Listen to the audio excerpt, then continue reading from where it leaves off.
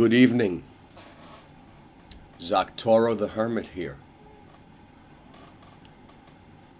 I'd like to share a thought with you all. It is better, most of the times, to do nothing than to waste your time. Think about that. It is better sometimes to do nothing than to waste your time. You see, when you waste your time, it takes something out of the energy that you have. Life only gives you so much energy. And just like life only will give you so many breaths, so many heartbeats, no matter how you build it or destroy it, nurture it, or do destructive things, there's only so much energy that you can garner, that you can harness in your body. And when you keep going through disappointments, it takes energies away from you that could be used at a later date when a window of opportunity opens for you. Everybody keeps saying, if at first you don't succeed, try again. Now, that worked great for Tiger Woods, Venus and Serena Williams, all of the movie stars who became famous that we see. But for every one person like that, there are 10,000 who destroyed their lives. Let's look at someone, and there's probably tens of thousands, hundreds of thousands of kids in America today, perhaps all over the world, that want to be musicians. They want to make music. They want to be in a band, whether it be rock, alternative music, or that other stuff. That's all I'll say. I won't even give it a name. And they try for years and years, and they never make any progress. They never get close to a record deal.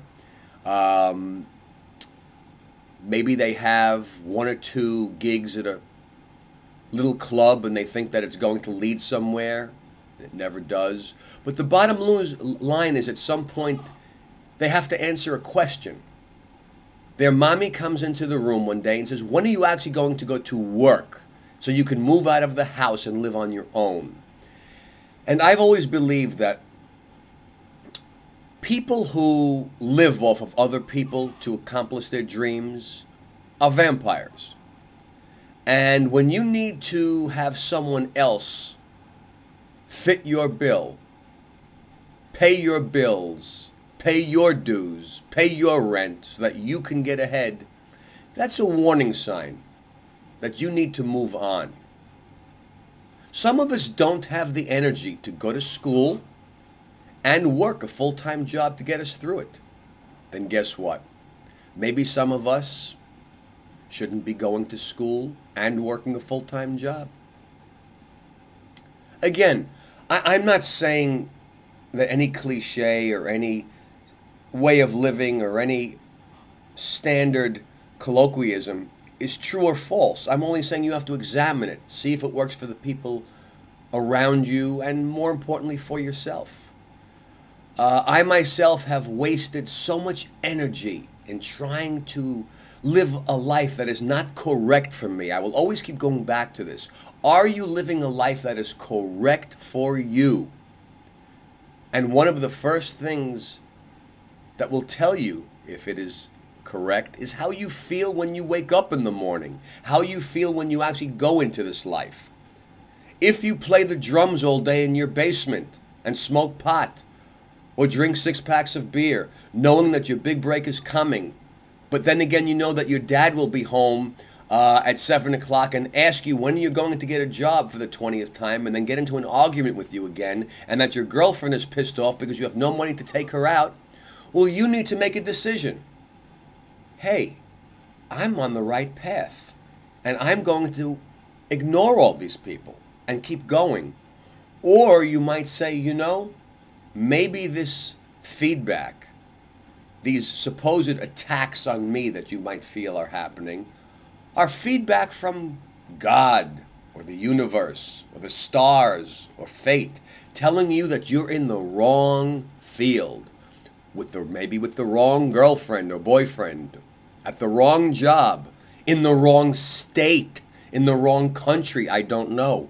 But usually when you're living life correctly, you will be rewarded with feelings of more energy, not less energy, more joy, not less joy. And you don't get this from books. Books tell you set goals, write them down, and keep on going until you can cross off all the goals on your list. Yeah, right. The hospitals are filled with heart attack patients that try to do exactly that. By the way, it does work for some people, and some it doesn't.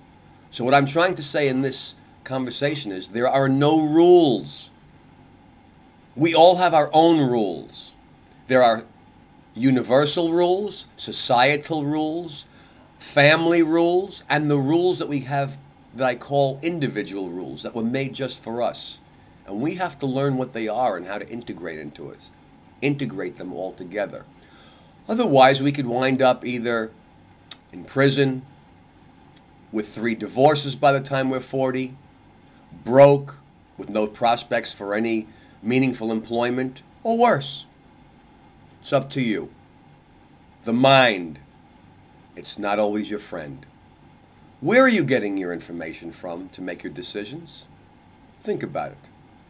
I'll be back to talk about it some more, as well as going into more examples about people who are living life their way.